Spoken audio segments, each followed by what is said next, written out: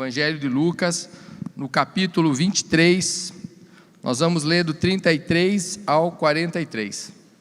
Quando chegaram ao lugar chamado Calvário, ali o crucificaram, bem como os malfeitores, um à direita, outro à esquerda. Contudo, Jesus dizia: Pai, perdoa-lhes, porque não sabem o que fazem. Estão repartindo as vestes dele, lançando sortes. O povo estava ali e a tudo observava. Também as autoridades zombavam e diziam: salvou os outros, a si mesmo se salve, se é de fato o Cristo de Deus, o escolhido. Igualmente os soldados o escarneciam, e aproximando-se trouxeram-lhe vinagre, dizendo: se és tu rei dos judeus, salva-te a ti mesmo. Também sobre ele estava esta epígrafe em letras gregas, romanas e hebraicas: este é o rei dos judeus. Um dos malfeitores crucificados blasfemava contra ele, dizendo: não és tu o Cristo? Salva-te a ti mesmo e a nós também. Respondendo-lhe, porém, o outro respondeu, dizendo: nem ao mesmo temes a Deus, estando sobre a igual sentença? Nós, na verdade, com justiça, porque recebemos o castigo que os nossos atos merecem, mas este nem o mal fez. E acrescentou: Jesus, lembra-te de mim quando vieres no teu reino. Jesus lhe respondeu: em verdade te digo que hoje estarás comigo no paraíso. Aleluia! Eu acho lindo essa parte, quando nós realmente falamos sobre crucificação. Eu tenho esse conceito comigo, que a hora que você, como cristão, entende o que é a cruz de Cristo, nada mais tira a sua fé, nada mais abala você, porque você entendeu o Evangelho. O projeto de Deus, o projeto através de Cristo Jesus foi a cruz para nós. E a hora que nós entendemos a cruz, ela cai dentro de nós, nosso coração, e ela transforma a nossa vida, é porque realmente, Ele não vai mais sair de você. Você está lá crucificado com Ele junto. Você estava naquele dia, Ele levou sobre si todas as tuas dores, e você vai acreditar realmente e crer que nada vai tirar a sua fé. Amém? E é isso que nós precisamos crer todos os dias. Aqueles que anotam, o título dessa ministração é Duas Escolhas e um Caminho. Duas escolhas, um caminho. Então, queridos, todos nós, na nossa vida, ela é baseada em decisões, em escolhas. Todos os dias, a todo momento, nós estamos fazendo elas, e diariamente, não importa se você quer ou se você não quer, você vai precisar fazer algumas decisões. E essas decisões, elas vão trazer consequências para mim e para a sua vida, todas elas, e poderão inclusive afetar o nosso destino, a nossa eternidade, porque tudo que nós fazemos, tanto no reino natural como no reino espiritual, realmente isso vai afetar as nossas vidas. E geralmente escolhas, nós sempre temos duas escolhas: o bem ou o mal, se aquilo é bom, ou de repente se não é tão bom para nós, ou se nós acertamos nas nossas escolhas, ou nós erramos nelas. E essa capacidade que nós temos em escolher foi dada por Deus. Foi Deus que deu isso para nós, E nós podemos chamar isso de livre-arbítrio. O livre-arbítrio é a prova de amor de Deus por nós, porque nós realmente sabemos que Deus criou todos nós, e Ele não quis que a sua criação fosse robô, como fantoches, como aquelas marionetes, que alguém controla e realmente faz tudo com que aquela pessoa que está controlando faz. Deus nunca quis isso para nós. Por isso Ele nos deu esse livre-arbítrio. Porque Deus nunca quis que nós fôssemos manipuláveis ou manipulados por Ele, em que nós, de repente tivéssemos que escolher tudo o que Ele quer. Não foi assim. E que nós jamais participássemos conscientemente dos nossos atos. Deus nunca quis isso, embora Ele pudesse fazer, porque Ele é o Criador, Ele é o Senhor, mas Ele não quis assim. E esse livre-arbítrio, ele traz para nós algo muito importante, que além do nosso poder, que esse livre-arbítrio nos dá em escolher as coisas, em decidir as coisas, ele também nos faz ser responsáveis pelos nossos atos. É o livre-arbítrio que faz isso, porque querendo ou não, nós seremos responsabilizados por tudo que nós escolhemos, tudo que nós decidimos. Mas você poderia falar, mas Deus é amor. A Bíblia diz que Ele é amor. Vamos pensar isso. Ele só é amor, sim, Ele é amor. Mas quando fala que Deus é amoroso, que Deus é amor, fala que é um Deus que não faz acepção de pessoas na terra. Ele ama a todos de forma igual. Ama a todos distintamente e ao mesmo tempo Ele se compromete com cada um de nós. Mas as nossas escolhas, mesmo Ele sendo amoroso, a eternidade nos fará estar separados dEle. Se nós optarmos, se nós escolhermos, aqui na terra queremos viver sem Ele. Isso é a mais pura verdade. Em Apocalipse, no capítulo 3, versículo 20, diz assim, esse texto é lindo: eis que estou à porta e bato. Se alguém ouvir a minha voz e abrir a porta, entrarei e cearei com ele e ele comigo. Todos vocês já devem ter lido ou de repente ouvido esse texto. E Deus, Ele realmente mostra aqui a opção da escolha que nós devemos fazer.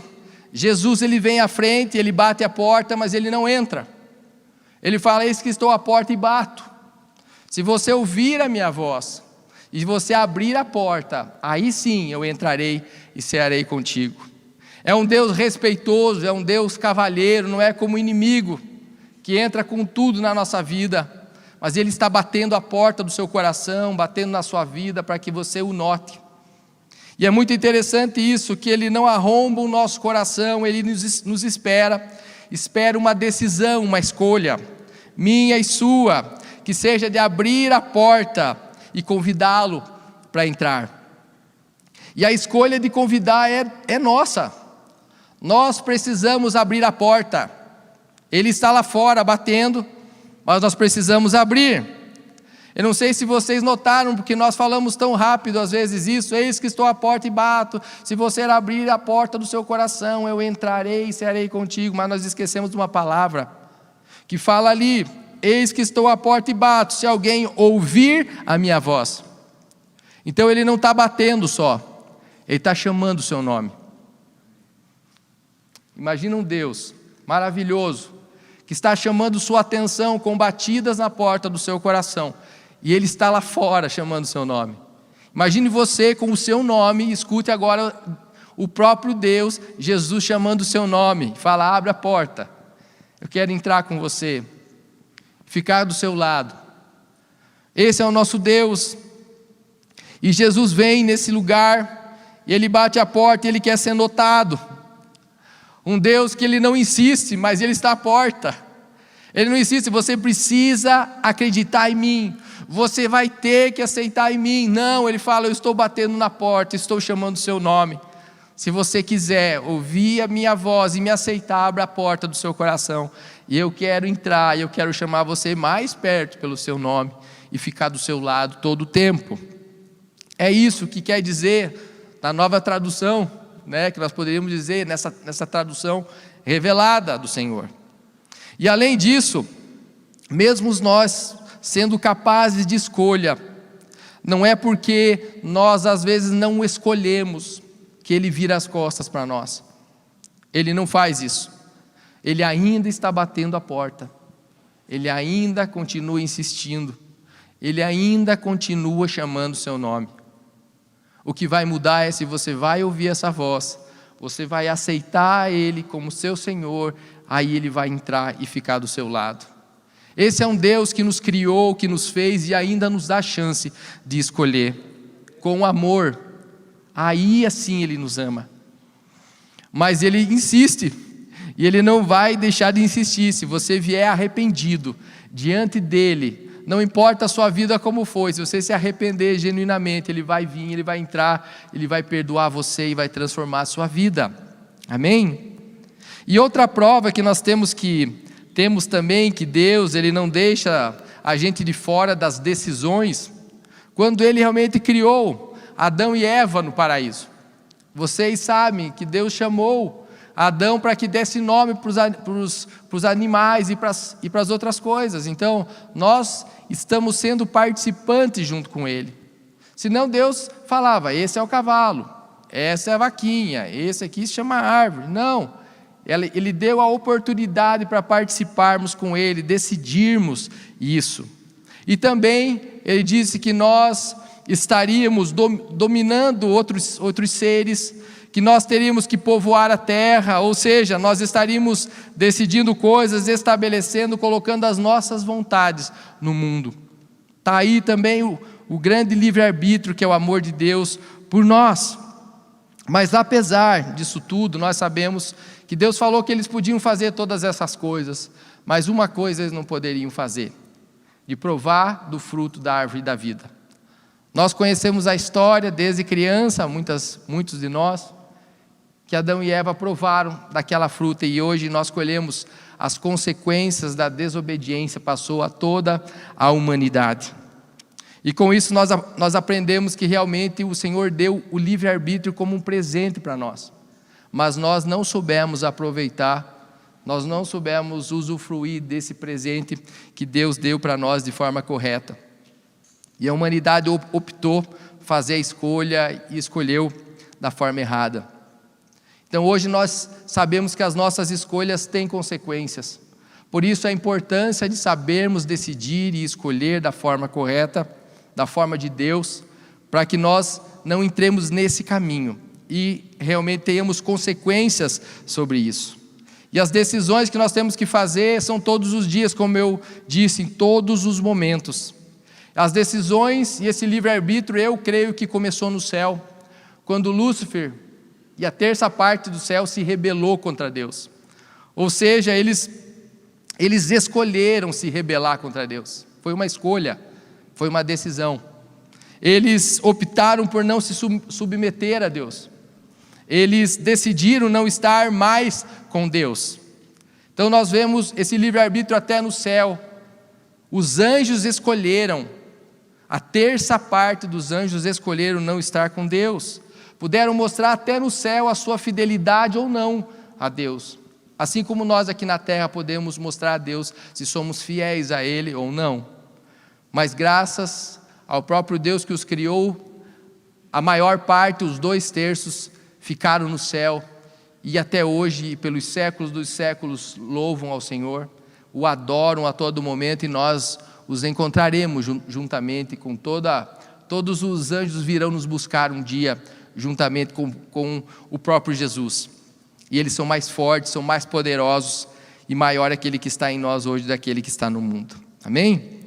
E no céu uma outra escolha foi feita, Deus escolheu Jesus. João 3,16 fala: porque Deus amou o mundo de tal maneira que Deus deu o seu Filho, uma escolha, talvez a maior escolha que a humanidade já poderia ter, uma escolha sem volta, não teria como voltar mais, a escolha foi feita. Por isso, mais uma vez eu falo a importância da decisão correta na nossa vida, baseada naquilo que é propósito de Deus. E a nossa vida e as nossas escolhas precisam ser urgentes. Nós não temos muito tempo às vezes para ficar fazendo coisas, tentando articular outras coisas se Deus nos manda fazer outra. Existe a urgência, a decisão precisa ser sem volta diante de Deus, nas nossas vidas, com compromisso. O que Deus Ele não quer de nós, além de nós errarmos nas nossas decisões, fazendo as coisas precipitadas de uma forma que não é da vontade de Deus, Ele não quer uma coisa de nós. Ele não quer que nós nos mantenhamos indecisos, em cima do muro, sabe? A Bíblia, em Apocalipse 3, no capítulo 15 e 16, fala de uma igreja chamada Igreja de Laodiceia. Era uma igreja que fala ali que eles eram mornos. O morno é aquele que um dia foi quente, não é? Um dia foi quente, hoje é morno. E eles ora acreditavam em Deus, ora eles queriam riquezas, eles buscavam uma coisa e outra, estavam sempre no muro, sempre indecisos. E a indecisão para Deus já é uma resposta, e a resposta é negativa diante de Deus.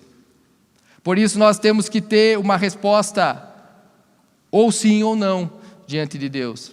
Não tem meio termo para Ele. E essa igreja de Laodiceia, se vocês forem ler todo o capítulo, fala que Deus, ele estava a ponto de vomitar a igreja Vocês todos passaram por isso, com certeza, alguma vez na vida. E a gente faz isso quando tem algo que nos incomoda, algo que não faz bem para nós, e isso vem à tona na nossa vida. É como se Deus estivesse falando que essa indecisão para Ele causa náusea. Ele não quer estar perto de algo que causa indecisões para Ele.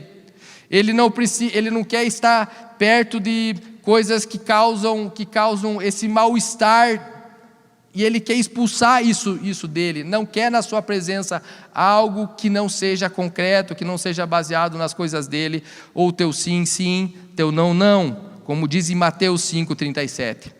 Seja porém o teu sim, sim, o teu não, não, o que passar disso vem do maligno.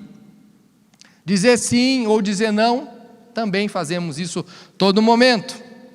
O dia inteiro nós estamos falando sim, sim, não, todo momento. E aqui Deus fala para os judeus, hoje nós podíamos colocar para a igreja, que nós precisamos, além de falar o sim, seja sim, o não, seja não, precisa ter um peso no que nós falamos. Porque nada vale eu falar sim se o que eu penso é não. Não vale eu de repente falar não, mas eu estou pensando sim. É isso que quer dizer aqui. Precisa ter peso naquilo que nós dizemos e aquilo que nós cumprimos. Isso tem a ver com caráter, isso tem a ver com integridade. E a integridade nas palavras nos darão credibilidade. A integridade nas palavras nos darão credibilidade. E será, com certeza, um testemunho. Se alguém sabe o que você fala sim e você cumpre, isso é um grande testemunho. Agora, se o contrário for verdadeiro, isso não é um testemunho bom. Então, perguntas que nós temos que sempre falar nas nossas decisões. Estamos sendo verdadeiros nas nossas palavras? Nossas respostas ou as escolhas na nossa vida, elas condizem, elas estão de acordo com o nosso real desejo? É aquilo que eu penso mesmo? E naquilo que eu vou realizar, que eu vou fazer? É isso mesmo? E esse texto sim, sim, não, não, faz com que nós reavaliemos nossa vida, como estamos vivendo, como é que está o nosso coração, como é que estão as nossas atitudes por aí, pela rua, pela vida. Porque hoje em dia, queridos, vocês sabem também isso melhor do que eu. Hoje em dia, se nós fazemos algo e a circunstância muda, as pessoas começam a mudar. Parece que as palavras elas se deterioram, elas desmancham. Tudo aquilo que nós falamos já não vale mais. Aquilo que eu pensava já não é. Aquilo que eu disse eu não faço. Eu não cumpro. Que teu sim seja sim, que teu não seja não diante de Deus. Como eu já falei, se nós não somos nem sim, nem não, nós somos mornos. Nós somos indecisos e a indecisão para Deus é não. Não conta como sim, mas conta como não. Porque na cruz Jesus disse sim. Não teve dúvidas. E aquela cruz não era para ele. Aquela cruz era para criminosos, malfeitores, ladrões, assassinos. Jesus não era isso. Mas ele estava naquele lugar. A palavra diz que maldito é aquele que for pendurado no madeiro, na cruz. Era maldito. Quem estava lá era um maldito. Jesus não era maldito, mas ele se fez maldição por nós. E a cruz era uma morte dolorosa. Nossas escolhas, muitas vezes, mesmo sendo certas, como Jesus foi certo na sua decisão, elas vão doer. Vocês já devem ter passado por isso. Está fazendo tudo certo, fez tudo certo, mas dói. Muitas vezes vai doer. Mas nós temos que lembrar que Jesus saiu vitorioso da cruz. Foi um lugar de vitória, não foi um lugar de derrota. Então as nossas dores, fazendo a coisa certa, nós sabemos que Deus nos dará a vitória. Amém? Então aqueles que creem, digam amém, porque é isso, por isso que nós vivemos por Cristo, e Ele realmente fez isso para que nós decidíssemos por Ele. Então, e Ele foi humilhado, foi escarnecido naquele lugar, foi zombado como profeta, como rei, como salvador, para depois realmente trazer para nós a alegria, a paz, o consolo e a vida eterna que Ele pode trazer. E nós vemos nessas cenas da crucificação algumas escolhas, eu queria pontuar com vocês. Marcos 15, 16 ao 20 fala da crucificação. Fala ali que algumas pessoas fizeram uma decisão, e eram os soldados romanos. O que esses soldados fizeram? Eu já tinha lido muitas vezes esse texto, mas quando li novamente, Marcos 15, no capítulo 16, aqueles que foram policiais, aqueles que foram do exército, aqueles que passaram por essa área militar, ou viram um filme sobre isso, vão entender o que pode ser isso. Versículo 16 de Marcos 15 fala que os soldados romanos levaram Jesus ao pretório, que é o palácio do imperador cedo. De manhã, ele tinha sido preso numa noite anterior, tinha sido surrado na casa de Caifás, estava preso durante toda sei lá se era frio ou realmente não era, a gente não sabe disso, mas ele realmente estava preso, e cedo, onde toda a guarda se reúne. Você imagine todos aqueles guardas romanos reunidos cedo antes de sair para o serviço, antes de fazer troca de guarda, e eles trazem Jesus, sangrando, cansado, provavelmente com fome, sede, enfrenta todos aqueles homens, humilhado ali, sozinho, naquele lugar, diante deles. Vocês sabem o que é estar diante de uma tropa imensa, um sarcasmo sobre alguém sozinho ali, talvez naquele momento indefeso, mas com todo o poder, mas estava sofrendo por nós ali. E nós sabemos que os instrumentos que eles batiam no nosso Jesus era chamado azorrague. A azorrague é uma tira de couro com 12 tiras, né? Em suas pontas tinham como se fossem ossos quebrados. Então cada batida que eles davam em Jesus eram 12 feridas profundas que causavam. Jesus, como sendo judeu, ele levou 39 açoites. 39 vezes 12 dá 468 ferimentos. Jesus tinha com a azorrague que fez sobre ele. Você imagine as dores que o nosso Senhor passou e a humilhação. Fala que eles colocaram um manto púrpura sobre eles. Nós sabemos quando nós cortamos algo e a gente coloca a roupa em cima, gruda, né? Você imagine 468 ferimentos com uma túnica sobre isso, grudada ali naquele lugar, e ele estava em frente àquele pelotão imenso de guardas romanos. Fala ali que eles colocaram uma coroa de espinhos sobre eles. Nós estivemos lá, nós vimos realmente os espinhos têm 7 até às vezes 10 centímetros. É muito grande aqueles espinhos. Eles fizeram coroa sobre ele, colocaram sobre a sua cabeça. Fala ali que eles batiam com vara sobre a cabeça de Jesus. Não para bater na cabeça, mas para bater naquela coroa que era alta, cheia de espinhos, porque eles não queriam se machucar. Mas eles machucavam Jesus, cada golpe com aquela vara que eles davam sobre a cabeça, aqueles imensos espinhos entravam no couro cabeludo de Jesus, né, provavelmente testa, atrás, e aqui sangra muito nessa área.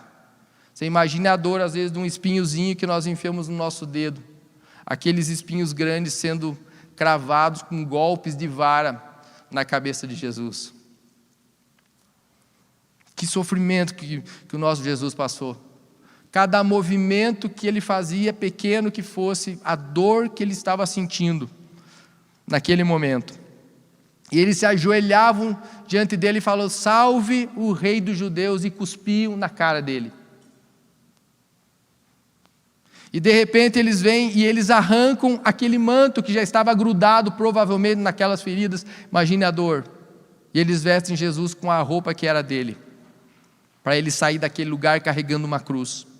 A cruz que ele seria crucificado, com golpes muito intensos, com pregos que chegariam a 15 a 20 centímetros nos seus punhos, ou nas suas mãos e nos seus pés. E depois que Jesus se entregou para a morte, se entregou por nós, eles furaram o seu lado nós sabemos que saiu água e eles repartiram as suas roupas com sorteios.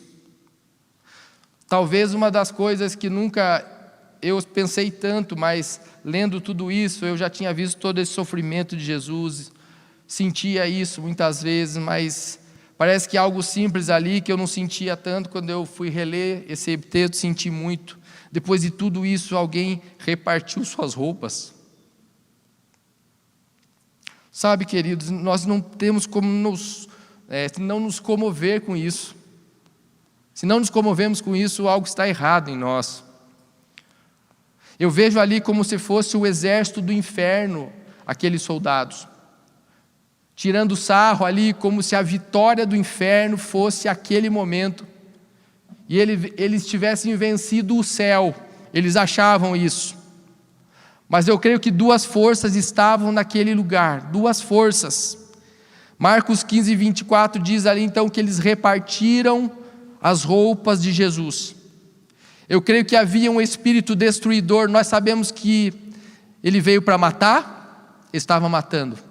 Para roubar, eles repartiram as roupas de Jesus. E para destruir um plano do céu que Deus tinha para nós. Eles achavam que seria só isso, o matar, o roubar, o destruir. Mas como que esse versículo continua? A outra força estava ali. O Espírito de Deus estava ali. E fala, mas Ele veio para dar vida, e vida é abundância. Aleluia! Glória a Deus! Aleluia! E o sacrifício provou isso. Sabe, queridos, o inferno tenta nos fazer escolhas diariamente contrárias a isso. O inferno tenta todos os dias nos fazer crucificar Jesus de novo, não precisa. O sacrifício já é suficiente o que Jesus fez. Mas o inferno quer que a gente sacrifique Jesus todos os dias, negando o seu sacrifício, não crendo nele, pensando que não foi nada aquilo que ele fez, quando foi todo o peso da glória sobre aquele lugar, e sem que ele fizesse tudo aquilo, nós não seríamos o que somos hoje, não teríamos a esperança que nós temos. E esse exército do inferno diário, nos tentando fazer escolhas, nos fazendo muitas vezes zombar dele, ridicularizar Jesus, não ouvindo as coisas que ele fala, duvidando dele, não crendo em realmente quem ele é, brincando de ser cristãos. Quando nós fazemos isso, nós estamos crucificando ele de novo, colocando ele novamente da cruz. Mas o nosso Jesus já fez tudo o que tinha que fazer. E além daqueles soldados que fizeram uma escolha de zombar Jesus, tinham outros fazendo escolhas naquele momento. Mateus 27, do 39 ao 44, fala que existiam pessoas que passavam por ali também, e lançavam insultos contra ele. Você imagine Jesus pregado naquela cruz, e algumas pessoas insultando ele, ele preso lá naquela cruz, e as pessoas passavam e insultavam, e fala ali que elas balançavam a cabeça. O que é balançar a cabeça? Eu fico imaginando, sabe, alguém lá sem poder, tipo preso lá naquele lugar com aqueles pregos, e alguém passa assim, sabe?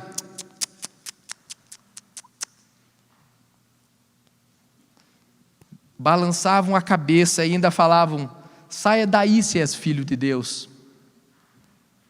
Você que iria destruir o templo e reconstruí-lo, né, depois de 3 dias, escolha sendo feita pelas aquelas pessoas.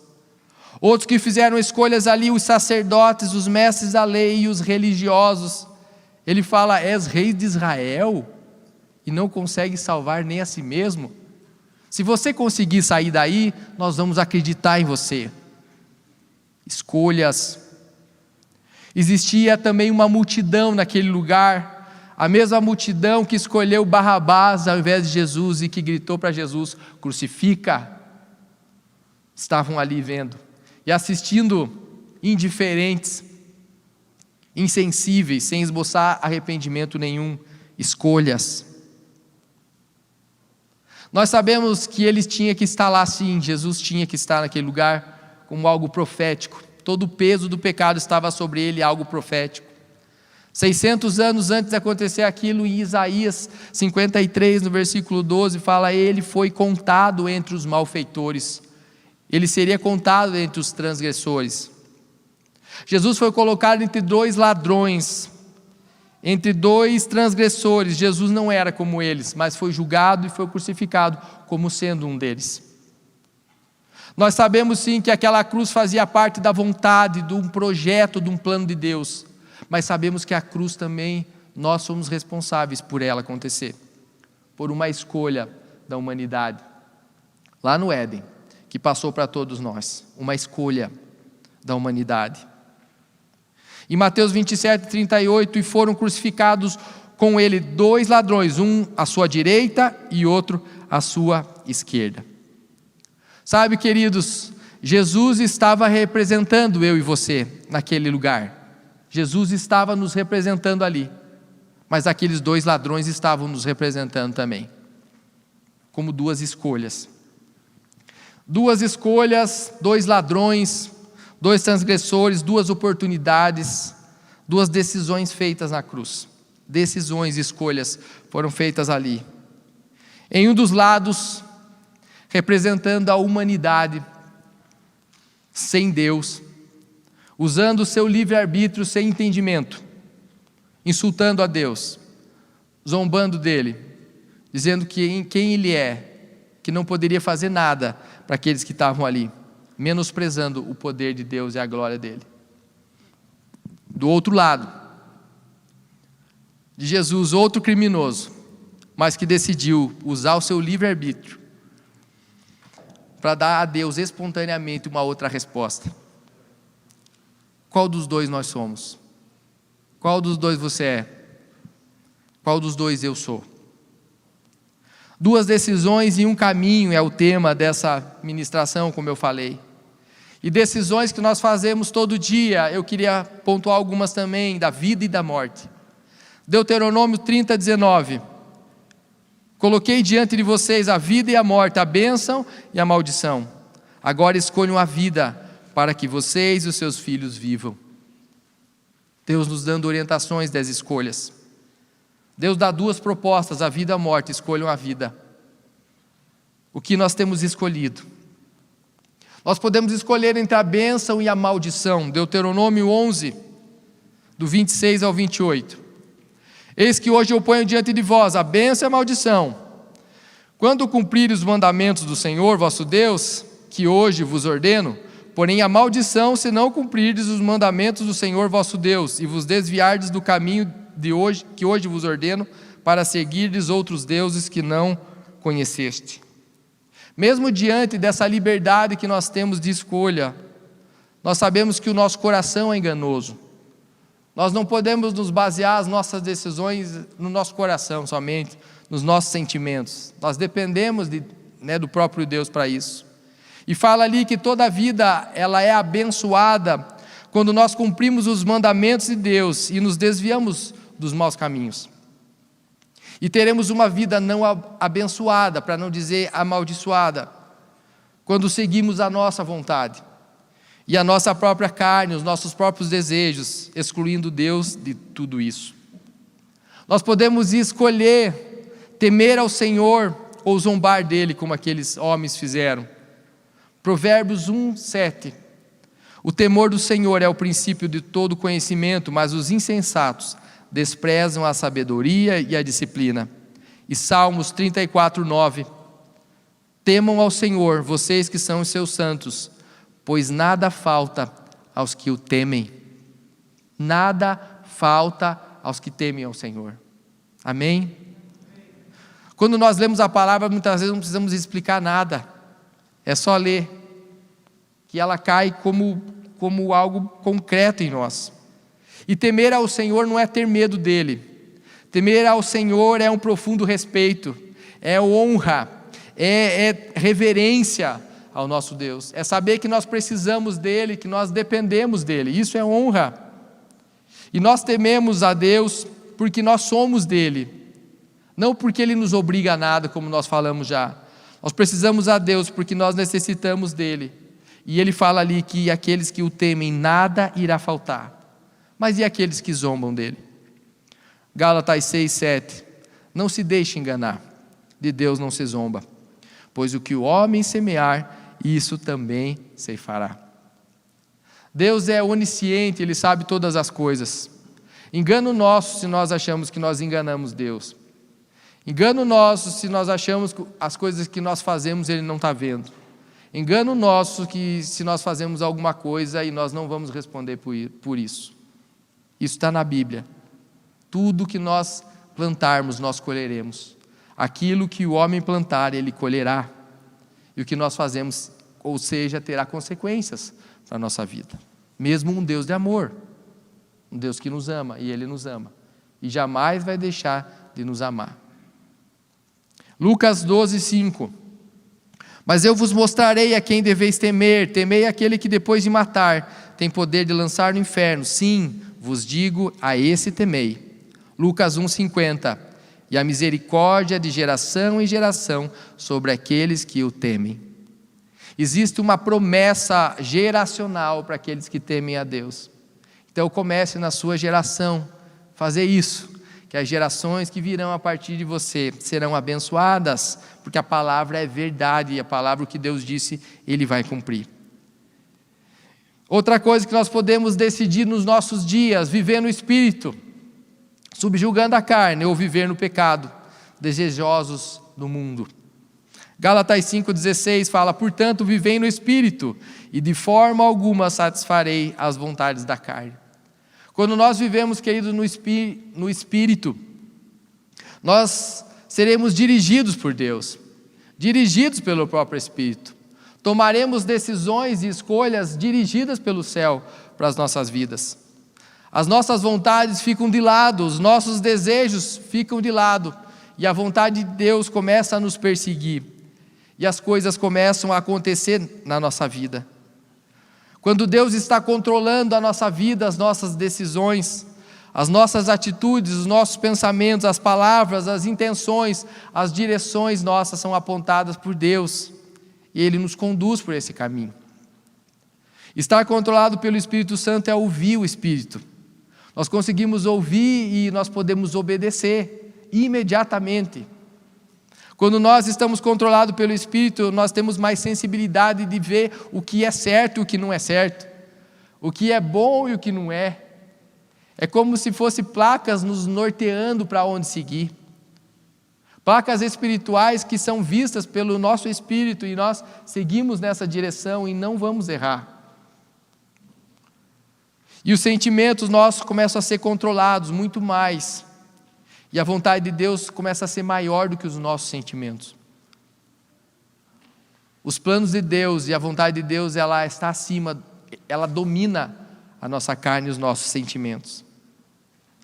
Nós podemos também escolher no nosso dia a dia seguir o único caminho em Deus, em direção para a eternidade, ou nós podemos viver pegando atalhos para o inferno. As escolhas, muitas vezes, que nos provêm, que nos vêm, são fáceis demais, muitas vezes. E as escolhas fáceis deviam nos fazer pensar duas vezes, quando ela é muito fácil. E algumas perguntas que nós poderíamos fazer nesses momentos. Essa solução, isso que está me acontecendo, é melhor porque eu não precisei trabalhar tanto? Ou porque eu não vou precisar mudar meu estilo de vida? Ou será porque não exige tanto de mim um posicionamento moral aonde eu estou? A escolha certa, geralmente, queridos, ela exige trabalho, é árdua, exige abnegação, exige entrega. Não se deixe ser atraído por atalhos por aí, com as coisas muito fáceis. Aparentemente parecem direitas, mas elas, como fala nesse texto, muitas vezes nos conduzem para a perdição, para o erro, para o distanciamento de Deus. Porque João 14,6 diz que Jesus diz, eu sou o caminho, eu sou a verdade, e eu sou a vida, e ninguém veio ao Pai, senão por mim, diz o Senhor. Você pode desejar escolher o céu ou decidir ir para o inferno. Esse é o livre-arbítrio, Deus deu para nós essa livre escolha. Você decide. Isso, eu decido. Mateus 7,13 diz: entrai pela porta estreita, larga é a porta, espaçoso o caminho que conduz para a perdição, e são muitos os que entram por ela. Aqui com essa palavra o Senhor nos mostra a existência de opções, escolhas, 2 caminhos, 2 portas, 2 destinos. Um caminho que pode com certeza nos levar para a perdição, é um caminho espaçoso, é um caminho largo, é o fácil, muito fácil ir por esse caminho. É aquele caminho que é melhor para mim, é o melhor para mim, mas não precisa ser melhor para as outras pessoas que estão próximas de mim, muito menos para Deus. E fala ali que a maioria escolhe esse caminho. Infelizmente a maioria escolhe esse caminho. Mas existe um outro caminho, o único caminho que fala ali que poderá nos levar até Deus e a eternidade. Esse é um caminho difícil muitas vezes. E é um caminho estreito, é um caminho pequeno, com uma entrada que tem um nome. E esse nome que está escrito nessa porta é Jesus. Esse é o único caminho que nos leva para o céu. E a chave dessa porta, o passaporte para essa porta é uma escolha. O passaporte para entrar nesse lugar é uma decisão, é uma escolha que Deus nos deu livremente para escolher, se nós vamos querer ou não entrar por ela. Romanos 10:13 está escrito: porque todo aquele que invocar o nome do Senhor será salvo. Eu achei lindo, pastor Ney, quando eu li esses dias, eu fui ver o significado dessa palavra invocar, porque toda vez ele fala: porque todo aquele que invocar o nome do Senhor será salvo, como se ele estivesse gritando: Deus, me salva, que Ele vai salvar. A origem dessa palavra no Strong, porque todo aquele que invocar o nome do Senhor, invocar com a palavra grega lá que fala assim, é deixar-se dar um sobrenome. Invocar o próprio nome do Senhor é você deixar Ele dar para você um sobrenome. O que o sobrenome fala no seu nome? De quem você é filho. Porque todo aquele que se deixar ter um pai, e esse sobrenome do pai entrar na sua vida e fazer parte da sua vida,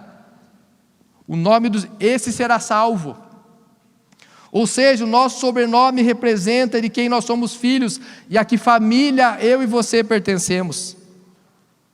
Se você tiver o sobrenome de filho, o DNA do pai, o sangue de Jesus na sua vida, esse será salvo. Então é muito mais que eu pedir para Deus. Isso eu tenho que fazer parte dessa família. Eu preciso tê-lo como pai e saber que eu sou filho. A hora que eu entender quem é o meu pai e de quem eu sou filho, isso automaticamente vai me incluir nessa família. E nessa família que tem direito a uma herança. E essa herança para nós é a salvação, é a vida eterna em Cristo Jesus. João 1,12: contudo, aos que o receberam, aos que creram no seu nome, deu-lhes o direito de se tornarem filhos de Deus. Aqueles que creram no seu nome, aqueles que o declaram, que o recebem como pai, e entra na família como filho, ele se torna realmente um filho e herdeiro dessa herança. Uma outra escolha que nós podemos fazer é viver no pecado para a morte, ou escolher uma vida eterna com Cristo Jesus através da santidade. Romanos 6,23 diz: pois o salário do pecado é a morte, mas o dom gratuito de Deus é a vida eterna em Cristo Jesus, o nosso Senhor. Somos livres para fazer 2 escolhas entre 2 senhores, entre o Senhor pecado e a santidade. A recompensa fala: a recompensa daqueles que escolherem o pecado é a morte, mas aqueles que escolherem viver em santidade, separados do mundo, ganharão, herdarão a vida eterna. Escolhas. E Deus sempre está nos orientando a escolher, decidir o caminho certo. Você pode perguntar: mas como que eu vou saber qual é o caminho certo?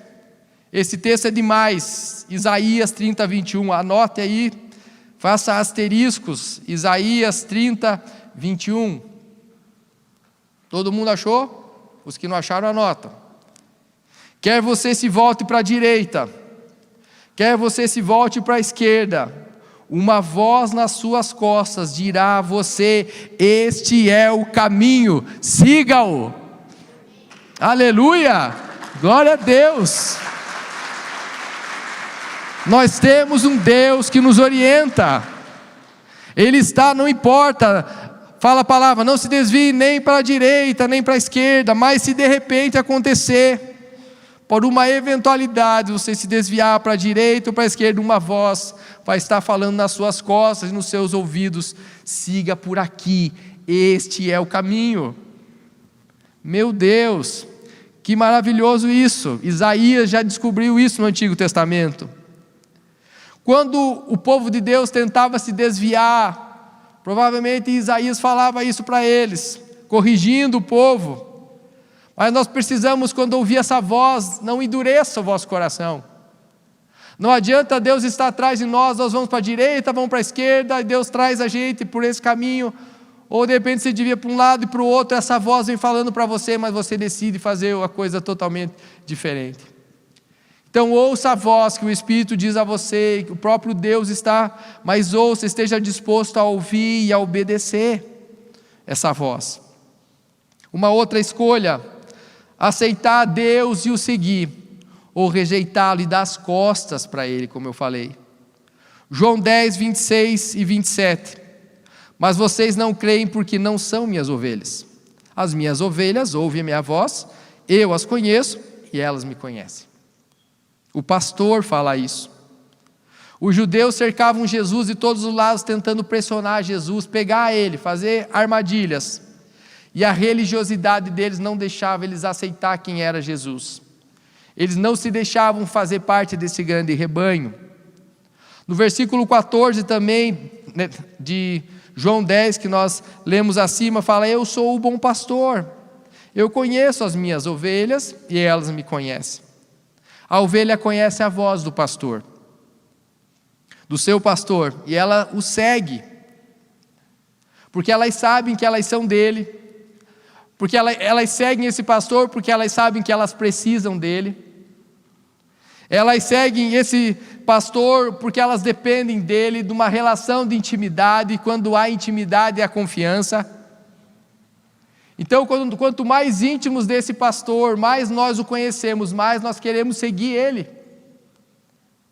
E nós sabemos, que as ovelhas no mundo natural conhecem o cheiro do pastor.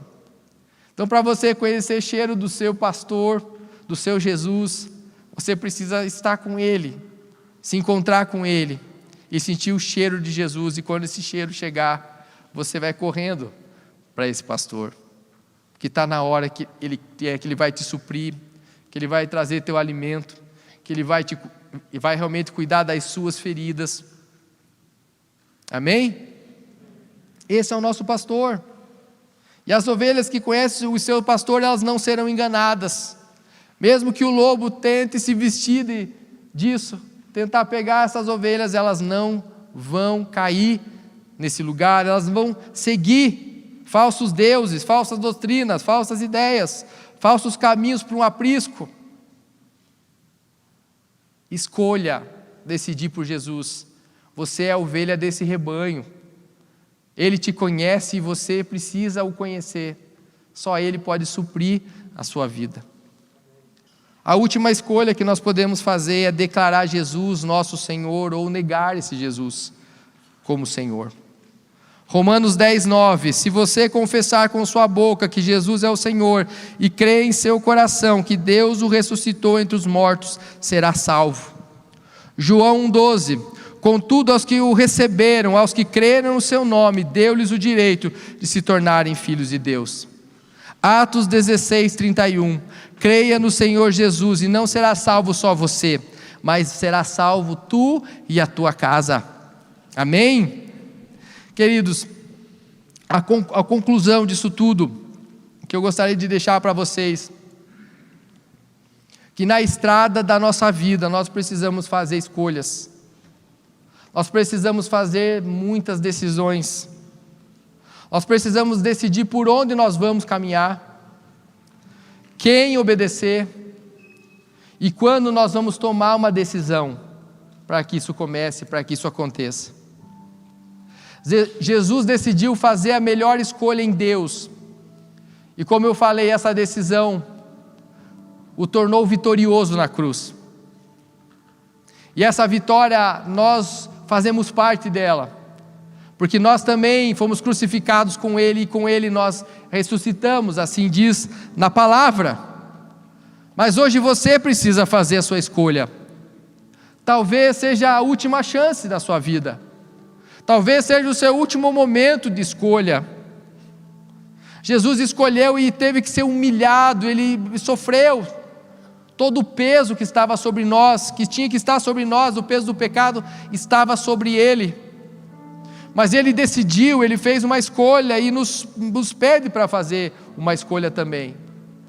Aquele ladrão da cruz que não se arrependeu, mesmo estando no lugar mais certo que ele poderia estar, mesmo estando na morte, o lugar mais certo dele é do lado de Jesus, ele estava no momento da morte, no lugar de Jesus, mas ele fez a escolha errada,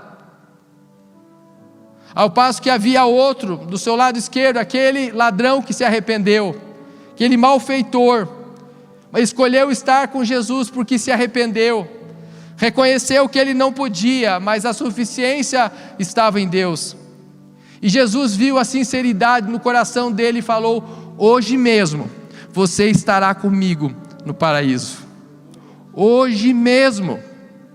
Se você fizer a sua escolha hoje mesmo, o seu nome estará escrito no livro da vida. Uma nova história Deus vai poder escrever na sua vida.